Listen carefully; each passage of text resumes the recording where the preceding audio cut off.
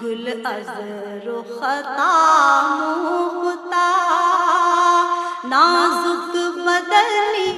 हज़रत सल्लल्लाहु अलैहि वसल्लम ने फरमाया, दरख्तों में एक दरख्त ऐसा है कि उसके पत्ते नहीं झड़ते और मुसलमान की मिसाल उसी दरख्त की सी है।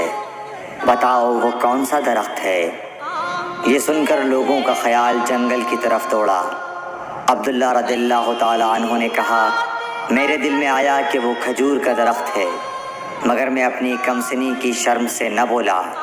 आखिर सहाबा ने हज़रत सल्लल्लाहु अलैहि वसल्लम से पूछा कि वो कौन सा दरख्त है? आपने फरमाया, वो खजूर का दरख्त है। सही बुखारी हदीस नंबर 61।